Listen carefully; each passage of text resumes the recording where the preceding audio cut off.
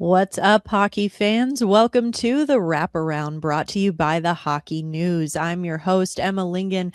I am joined today by Michael Augello and Jim Parsons of the Hockey News, of course, coming at you to talk about all of the latest and greatest news and storylines from around the NHL in bite-sized portions. But before we get into all we have to talk about today, I want to remind you that for over 75 years, the Hockey News has been the ultimate hockey fix. Now get 12 issues delivered straight to you, packed with stories, stats, and a bonus gift issue to kick things off. Head over to thn.com and get in on the action. All right, guys. Well, the NHL back in full swing as of Wednesday, which means that trades can happen. And we're already seeing some trades have already happened. And then we're hearing about others that might be happening here in the coming days. Of course, got to start with Tyler Myers. The Canucks held him out of their game against the Winnipeg Jets on Wednesday for trade purposes. Still has not landed anywhere yet. He's 36 years old, has a year left beyond this season on his contract with a $3 million cap hit. So, Mike, I'll go to you first. With Myers having a no move clause on his contract, he obviously holds all the cards here. But looking at what he might be looking for and then other teams that might want what he can bring to the table, what teams do you think make sense for a trade for him? Well, I mean, apparently the holdup here is that the team that wants him is a team that he doesn't want to go to. There's reports out there that that team is the Detroit Red Wings. I mean, I'm sure Steve Yzerman isn't happy that that's gotten out if that is actually true. I mean, clearly Myers, if that is the case, he doesn't want to go to Detroit. He wants to go someplace that probably has a better chance of winning a Stanley Cup. And I think most of the teams out there right now that in the Western Conference I would think it would be probably Dallas and probably Colorado, but I don't know how feasible either one of those teams are because they don't have a ton of cap space. And Vegas, that's probably not a chance because they got Rasmus Anderson and they're right up against the cap. So it sounds as if he's holding out for a better landing spot. And, maybe if he doesn't have a better landing spot than Detroit, he chooses to stay in Vancouver. Like you said, he holds all the cards. Jim, what do you make of all of this?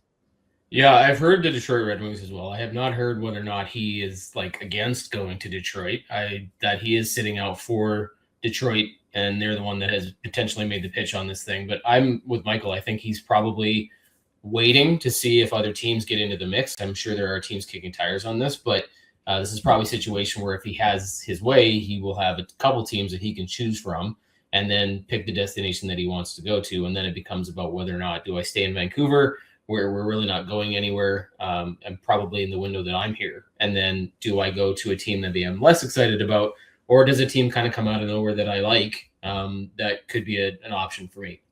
I think that's probably what's happening right now, and that we'll get over the next 24 hours, whether or not this sort of sorts itself out. The one thing I can tell you from this perspective, and I've confirmed it with a couple sources, the Edmonton Oilers are not in on this. This is a team that was looking at defensive upgrades, and they still are, but Tyler Myers is not on their radar. So I do believe that he is probably leaning towards whether or not Detroit is the only option for him at this point, hoping that other teams get into the mix here. Yeah, interesting situation with the playoff picture looking how it does right now. Still pretty wide open for the most part. Of course, one of the teams that is firmly in the mix in the East and has continued their hot streak even after that lengthy Olympic break is the Tampa Bay Lightning. So they defeated the Toronto Maple Leafs 4-2 in their return from the Olympic break on Wednesday. Lightning now have won 6 games in a row. They are 21-1 in their last 22 games. So that's pretty remarkable. They've averaged the most goals per game and the least goals against in the NHL throughout that run. They sit first in the Atlantic Division with an 8-point lead over the Montreal Canadiens. So, Mike, looking at the numbers here, it's hard to imagine that much needs to change for the Lightning at the trade deadline. But is there an area that you think they could look to improve? I think probably defensive depth is where they're shooting for. I mean, I looked up their numbers and they're really right up against the cap, and they're in a position where Julien Brisebois probably has to move salary out to take a salary in. I mean, there's just so much that you can send down to Syracuse to clear cap space. The two names I've heard, and there's always a penchant when it comes to Tampa Bay of going back home, meaning bringing back players that they've had previously. And Luke Schenn is one name that he's been there twice. He's won a couple Stanley Cups with them. His cap hit, I believe, is $2.75 million. So Winnipeg would have to retain 50%. That it would be tight, but they might be able to fit that. And they have so much. The guys like Emil Lillberg and Charles Edward Dastu. They're not exactly tested players, so they might want to add somebody like that. The other name is Blake Coleman, but I don't know how they pull that one off because he's got another year at $4.9 million. I don't know whether Calgary is going to retain 50% of that cap hit. So I think a Schenn would make the most sense. Now, Luke Schenn, a name to keep an eye on regardless, I think, with the Winnipeg Jets probably looking to be sellers here and get what they can. Jim, what do you think of what the Lightning have done and where they might be able to stand to improve here? Well, the Lightning are a team that always is in the mix on everything, right? Brisebois, regardless of cap space, he is aggressive. He likes to go for it. And they're in the mix of what I would say is maybe 4 teams in the NHL: Vegas, Florida, Tampa, maybe Dallas. That are teams that everybody likes the idea of going there, whether it's the no state tax or the competitive nature of the teams or what have you. So they're a group that kind of comes out at the last minute and shocks us all. And Brisebois is known for doing that. So regardless of the cap space, there is going to be a player who will waive a no trade or who will look at an option where salary retention becomes a part of this equation, and they'll wind up in Tampa Bay. Like, that's just how this is always going at the trade deadline. That's the history of this stuff. That's how Brisebois rolls. He's not afraid to make a move, even if it's not necessarily considered a winner by a lot of analysts and people who dissect these things. But so I don't know exactly what they'll do and who they're targeting, but it will not shock me at all if Tampa Bay is one of those teams that we talk about on March 6th who sort of came out of nowhere and pulled off something that we didn't see coming. Yeah, you can never count those guys out, no matter what, like you said. Of course, the Lightning's most recent win, as I said, came over the Maple Leafs, which brings us to our next topic here. So Maple Leaf Sports and Entertainment President and CEO Keith Pelley issued a letter to Maple Leaf season ticket holders on Wednesday, indicating that the team, quote, will do whatever is needed to contend. So pretty open-ended statement there. The Leafs, of course, have 5 more games before the March 6th trade deadline. It's likely those games are ultimately going to decide which direction Brad Treliving takes this team in for the rest of the season. So I don't know. Mike, do you think this is a good statement from Pelley? Do you think it's good for him to suggest that the Leafs are going to be buyers? Do you think it's kind of open-ended? I mean, what are your thoughts on that? Yeah, I've read the statement 3 times and it's so convoluted and, double speak that I don't think you can really draw any kind of conclusion one way or the other. I mean, he says whatever is needed for this team to make the next step. Well, to make the next step or to address the areas that we need to address. Well, if you look at this team and where they are right now through 58 games, they're 6 points out of a playoff spot. And, the listless performance they had against Tampa Bay yesterday is indicative of a team that is lost, that needs changes. And they have no draft capital. They have very few prospects in the organization. And you would think that the next step that they have to do is sort of recoup some of that capital and assets and maybe take a step back for a year and then maybe dip into free agency. So I don't know how to interpret Pelley. It's not like a letter that went to the New York Rangers where they said we're rebuilding. I don't think the Leafs can rebuild with Austin Matthews and Nylander and the core guys that they have, but they think they have to, think outside the box and maybe change a few things and maybe then go into free agency in the summer and find the right pieces. But I don't think it's a statement that's saying we're going to buy. I think it's a statement that's saying we're going to do what is needed, but nobody knows what they think is needed. mean, maybe they don't even know what's needed. Maybe they buy some time with a pretty open-ended statement like that. I mean, Jim, what do you make of this comment? Because kind of like Mike, I read it over and over and I get a little bit of a different interpretation each time.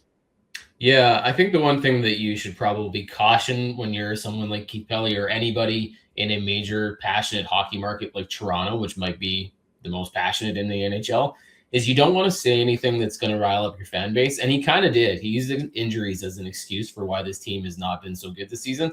And there's not really any evidence that they're more injured or worse off than a lot of other teams in the NHL. So that just floats like an excuse, which I don't think Toronto fans are going to take too kindly to, right? Like this team just wasn't as good as they were supposed to be, or that people thought they would be, or that Toronto thought they would be. There's a lot going on, especially when you look at the Mitch Marner move and the pieces they brought in, and it just hasn't worked. And the team's just not all that good, right? So it probably would have been better served if he was just honest and said, we just aren't as good as we thought we would be. We're going to work on this. We're going to try to figure out why we're not as good as we make those changes. I think the Toronto fans, as ugly as it would be if they don't make the playoffs, and it looks like they're not going to, they're going to be, upset about all that. But at least if the guys at the top aren't lying to them about why they're bad, that's something that you might want to caution against doing, which may be the thing that ends up kicking him here, is that he used excuses like injuries is a big part of it. As far as what they'll do, I believe they don't know if they're sellers yet, which is wild to me. There's only a handful of days here, and they are not in a position, I believe, to win the games they need to win and to compete if they do sneak in. I would suggest that they're probably better off served to sell the pieces they can sell, whether it's McMahon or Ekman Larson or whatever they're going to move, make those changes in the offseason, start fresh. They can't rebuild, like Michael said, but they can make a lot of moves, and they can make some dents that will sort of change the perception of the team. And when you send out a letter like that, that's kind of what you're telling everybody, is that we need to change the perception of the team. And so you can't have it both ways, right? You can't say we're not very good and our excuses are the injuries, but we're not going to do much, right? Like, it's kind of a weird mix that letter seems to represent. Ironically, Emma, the thing that a lot of Leaf fans point out is they played their worst hockey when they were the most healthy at the beginning of the season, before Stolarz got hurt and Tanev got hurt and Brandon Carlo got hurt. And then they were better or after Christmas when some of those players were still out. So there's no connection in a way between the injuries and them playing bad. They're just, I think they've tuned out the coach. I'm wondering whether a lot of the changes in the offseason are going to be the general manager being fired and the coach being fired, but that's for then. I think none of those changes are going to happen during the regular season, and they have 9 days to determine whether they're sellers or they're just going to keep a group that clearly doesn't know how to shoot straight. Well, we could talk about the Leafs for days, and I'm sure we'll have lots more opportunity to talk about them leading up to and after the trade deadline here. Of course, we talked about the injuries a little bit. Speaking of which, unfortunately, Sidney Crosby has been placed on injured reserve by the Pittsburgh Penguins.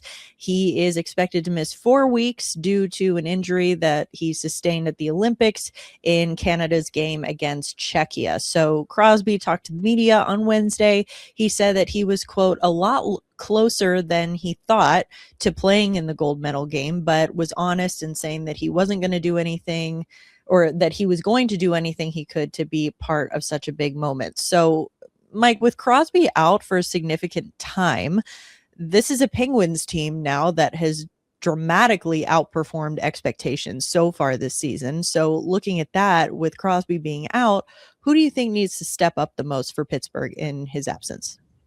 Well, traditionally, we've seen anytime Crosby has been out, that's been, the marker for Evgeny Malkin to step up. But Evgeny Malkin is not the Malkin of a few years ago. He's an older player. I don't know whether he can take this team on his back. So it's going to basically have to be all hands on deck. And, young kids like Kindle and newer players like Chinnikov and Anthony Mantha, who's had a good year, they're all going to have to step up for, 3 or 4 weeks while Crosby is out. The thing that I shake my head at is, if he's out for 4 weeks and they're sticking with this narrative that he was close to playing, I think one can be true and not both. I think that this was fog of war. This was like, okay, he might play, and that he really wasn't even close.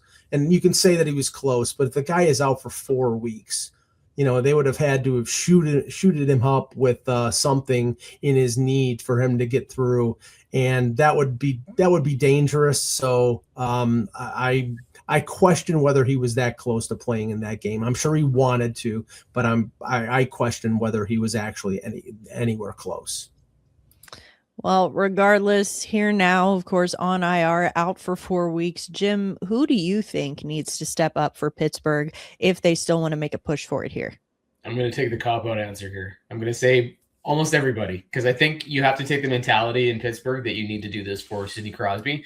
If they choose not to become sellers because of this, and there's a chance that they could fall out of the playoff mix because of this. Now, Sidney Crosby and hockey in general, one player, maybe outside of like McDavid or Draisaitl, doesn't make or break your hockey team usually, but when you have a guy like Crosby who goes down, who affects every aspect of that game, on the ice, leadership, off the ice, just their push that, like you mentioned, nobody thought they were going to be this good. So the fact that they have been this good, a lot of that, it probably has to do with the never quit, not going to fold in Crosby attitude that he brought into this season, right? So without him, I think everybody needs to collectively step in and go, look, if we still want to make this playoff run, we still want to get in so that when he does come back, he's part of this. You have to come together as a team. And whether it's, somebody stepping up like a Brian Rust or a Malkin or somebody like that, I think somebody needs to take the reins and make sure that locker room is aware, like, we need to keep doing this for Crosby so that when we get to the playoffs and he's back, he's going to come in like a freight train and help us get over that hump, right? One thing I don't know is what will happen in the next, it's a short period of time, but what happens in the next few days if, his absence suddenly puts Pittsburgh on the what are we going to do situation, right? I don't know. Do they sell? Do they buy? Do they stay pat? Like, when you don't have Crosby, can you be Dubas and come in and go, well, let's buy. Let's hope we get in. And then when Crosby comes back, we have these assets to help him. I don't know what they're going to do, to be honest with you. It's a major wrinkle because nobody thought that this was going to happen. And to Michael's point, the fact that he was talking about playing and now all of a sudden he's out for 4 weeks, that's a real pivot compared to what we thought was going to happen in that gold medal game. So I have no clue what Pittsburgh's going to do here. Yeah, I think the next few days are going to tell us quite a bit on what a team like Pittsburgh decides to do at the deadline here coming up. And, lots of teams right now sort of in that bubble situation, close to the playoff race, maybe not firmly in it. One of those teams that's maybe right outside of that playoff conversation is the Nashville Predators. So they obviously had a very rough start to the season. They're still 2 games above 500. They're only 4 points out of a playoff spot right now. So they're still close. After closing out his last 15 games before the break with an .876 save percentage, Juuse Saros caught a lot of heat for that. He has since had an excellent Olympic tournament for Finland. He put together a .940 save percentage and had a shutout in 6 games. So I say, crazy what happens when you put a real defense in front of him. Look how good he plays. But I digress. Do you think, Mike, that Saros can build on this performance and keep the Predators close to playoff contention? And how much of this do you think is going to be on the goaltending? And do you think that it is wise for the Predators to try and push for a playoff appearance right now? Can they rely on solely Saros, to keep them in the playoff race? No, because that's just not feasible. If you're talking about a Shesterkin or you're talking about a Sorokin, and I'm not saying Saros is not a good goaltender. He's a very good goaltender, but you have to have a defense in front of him. And when right now your number 3 defenseman, I mean, it's Nick Blankenberg or is it it's like you've got an aging Roman Josi, you've got Brady Shea, who I think has been a disappointment since they signed him. Their blue line is not very good, and their forwards, you've got that top 3 group of Stamkos, O'Reilly, and Forsberg, who are all over 20 goals. After that, it drops off the planet. So, I mean, if I were them, if I were Barry Trotz, while he's still general manager, I would be in sell mode, because I think, in a way, the Toronto Maple Leafs of the Western Conference, they're 4 points out, but are they really 4 points out? Are they really, if they make the playoffs, are they really going to do anything? No, they're not. So sell. Jim, what do you make of all of this? Not just with where the Predators are right now, but looking at Saros and the performance that he had in the Olympics after, last year was one of statistically his worst season. And then this year has not been that much better. I mean, was it kind of a reminder to the hockey world, to fans, to maybe his own team saying, hey, this is what I'm capable of? And do you think that it's going to maybe spark a better performance from the Predators in the second half? Yeah, I think he reminded people somewhat of what kind of a netminder he is. I believe he is a pretty good goaltender. I thought at the beginning of the season there was a lot of talk surrounding him on whether or not he'd be attractive to other teams, especially some of the clubs that were looking for goaltending help. I am going to defer this to you, though, because you're the Nashville expert in this panel. And I am curious. We talked about whether or not what teams would beat on Tyler Myers or other defensemen. What is your take on the idea that if Nashville adds some blue line help at the deadline, that combination with an uplifted and better Saros could really help the Predators? Is this a team that with those defensemen in front of them, because you said, hey, shocker, what happens when you put a good blue line in front of them, with a better defense, how good can Nashville be? Well, I think that Nashville, a better defense is also, I think, a relative term, because I think with the system that Andrew Brunette tries to run in Nashville, you need a very specific kind of defenseman. And Mike mentioned Brady Shea earlier, who has been a disappointment. And I don't think it's because Brady Shea is a bad defenseman. I think it's because Brady Shea is a very good man-on-man defenseman. And that is not the kind of system that runs in Nashville. And you can see half the time out there, he just looks lost. And I think that part of it is just getting the right mix of players. And this is a Nashville organization that has been built on defense and goaltending. That has been their bread and butter for so long. And now you're starting to see what happens when the defense suffers. I think it really started with years ago when, first you get rid of Ryan Ellis and then you end up getting rid of Matthias Ekholm. And now you're starting to see you lose your anchors on the back end and then you don't have much left. So I would tend to agree with Mike. I think that the move is more to look towards selling, or at the very least standing pat. I don't think that you should be buying if you're Nashville right now. I think you got a lot of young players in the pipeline, both on the blue line and in the forward group, that you should be bringing up, letting, kind of seeing what they can do. Maybe you try to run it out with the group that you have right now, but I think that ultimately, even if you sneak into the playoffs, you're not going to be making a lot of noise there. So I don't know how much better Saros is going to be, unless they dramatically change the blue line. And I don't think that's going to happen in one trade deadline. So that's just my take on it. Jim, I'm going to throw it back to you here because I want to talk about your team, the Edmonton Oilers. They suffered a 6-5 loss to the Anaheim Ducks on Wednesday. Of course, highlights a very tough defensive stretch of hockey for them. The Oilers have given up 40 goals in their last 8 games, and 5 of Tristan Jarry's last 6 appearances, he's given up 5 goals. So also worth noting that the Oilers brought back Paul Coffey as an assistant coach, try to help put an emphasis on the defensive details. I mean, I don't think it's really a surprise, or I don't think it's been a secret that defense has been, sort of a sore point for the Oilers here recently. But Jim, do you think that these struggles are going to impact the way that the Oilers approach the trade deadline, if it hasn't really impacted it much the last couple of years? Or do you think these are issues that the team can work out internally? Yeah, talk about an interesting game. Like the approach coming into that game against Anaheim, and there was some players that said this is like a mini season for us. Like they took the break, they came back and they said, okay, we're starting from scratch here, almost like this is a very short season. And so there was a lot of real reason to be optimistic with that. They were coming back. Connor McDavid was playing when he wasn't really projected to. Paul Coffey was behind the bench, and hopefully that was going to help with the defense. They knew that they needed to be better, and Draisaitl had talked about that. And then they started out really well and let 2-goal leads slip twice and ended up losing. So everything that could have gone wrong went wrong, and the same things that came up prior to the Olympic break came up again.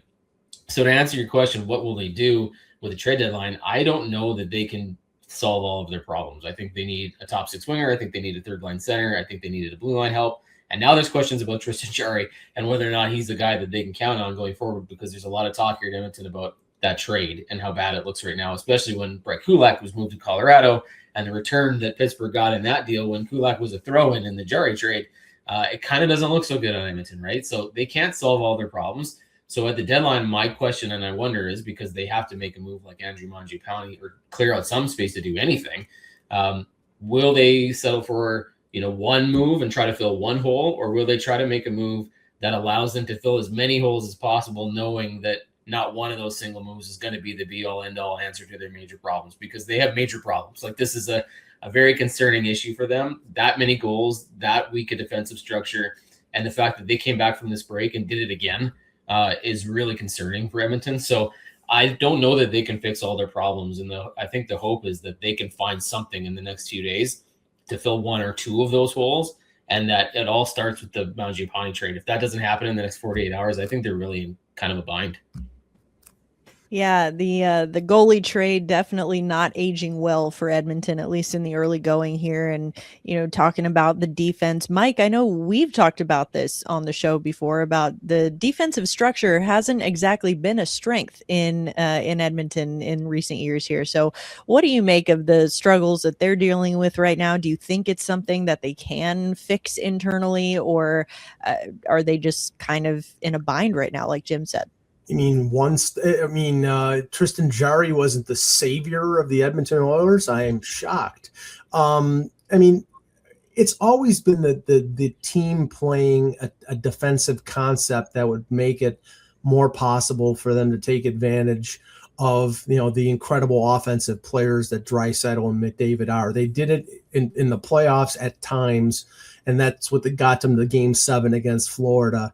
If you're talking about, addressing multiple areas, I think, the Maple Leafs are probably the one-stop shopping for the Edmonton Oilers, but it's going to cost them. I think the Leafs are willing to take Mangiapane off of their hands. In a deal with McMahon, potentially involving an Ekman Larsson or a Nicolas Waugh, which has been another name that's been bandied about as a third-line center. But you're not going to get that for anything less than probably one of their like either Isaac Howard or Matthew Savoy, and probably their 2027 first round pick. Now the Leafs would have to probably retain salary on McMahon or retain salary on Waugh or Ekman Larsson, but that's a type of move. If they're going for it, and they have to be going for it with McDavid there, then that's the price that you pay, and then you just worry about it later on down the line. So I think they'll try to address as many of the areas that Jim discussed, but I don't think they can do all of them, and I think they're going to have to basically do patchwork on the other ones and hope that they can skate through the Pacific while the teams in the Central kill each other off in the first two rounds. Well, like we said, lots of issues to fix there in Edmonton. Their loss on Wednesday coming at the hands of the Anaheim Ducks, who in that victory secured the milestone for Joel Quenneville, head coach. He is now the second coach in NHL history to win 1,000 games. He joins Scotty Bowman, the only other coach to reach that milestone. So, Mike, what are your thoughts on the accomplishment for Quenneville and just the impact that he's had on the Ducks so far this season? I think he's had a stabilizing force on a very young team. Now they were smart in the sense that they brought in a couple of veterans who had Stanley Cup playoff experience, like Chris Kreider, like Jacob Trouba, but you see the development of the younger players like Cutter Gauthier, like Leo Carlson, like Seneca, who's I think 20 years old. They've benefited from their young players basically taking the ball and running with it and being core players at a very young age, and that only will benefit them down the line. And I think Quenneville, has that experience from coaching in Colorado and St. Louis, and then of course winning these 3 Stanley Cups in Chicago, where he helped develop Taves and Kane into the players that we know about. And and I think he's carrying that forward to Anaheim. So Anaheim right now, they may make the playoffs, and I think they probably will. But the benefit of Quenneville and the stability that he's brought, you're going to see in the next coming few years. Jim, what do you think about the impact that Quenneville has had in Anaheim? Like Mike said, very young team, probably looking to take that next step into contention. And how much do you think Quenneville has impacted that? Yeah, you really can't take away from Quenneville what he's doing in terms of his productivity as a coach when it comes to getting the results out of the team and his numbers. I mean, when you consider the fact that he was out of the league for a while, to still reach 1,000 games and being the only second coach to do it is fairly impressive. Now, I can understand how some people might not celebrate this and they might have some conflicting ideas about what happened in Chicago and then all of this. So I get all that. I won't comment on any of that. But what I will say is that as a coach, as a bench boss who gets the most out of those players, his fit in Anaheim has been very, very solid. This is a team that needed that kind of a leader who had that kind of experience. And as Michael mentioned in Chicago, he was the right guy at the right time with that team and that group of players. And I think that's probably what's going on here in Anaheim. This is a team that's got some veterans on it. They brought some pieces in that have really meshed with that young core, and the young core is figuring it out. And he's, a pretty good fit there. So you can't take anything away from the fact that he did win 1,000 games. I mean, that is an unreal feat in the NHL. So yeah, right time, right place in terms of Anaheim. And I think the fact that he was gone for a couple of years gave some leeway to the idea that you can now look at this a little bit and go, okay, now we can just look at him as a coach and how he's playing or how he's doing with that team. And I think the mix in Anaheim has been really solid. Well, of course, if you would like to read more about the Anaheim Ducks, about the Edmonton Oilers, Nashville Predators, any of the teams or players that we've talked about today, please head over to the Hockey News. The Hockey News has been the go-to for all things hockey since 1947. 12 issues packed with game and player insights, plus a free issue to start. It's a must-have for any fan. Head to thn.com/free and grab your subscription today. That is going to do it for today's episode of the Wraparound. Thank you so much to everyone who tuned in and joined us for talking some hockey today. We really do appreciate it. We will be back with an all-new episode next week. For Mike Augello and Jim Parsons, I'm Emma Lingan, and we will see you next time.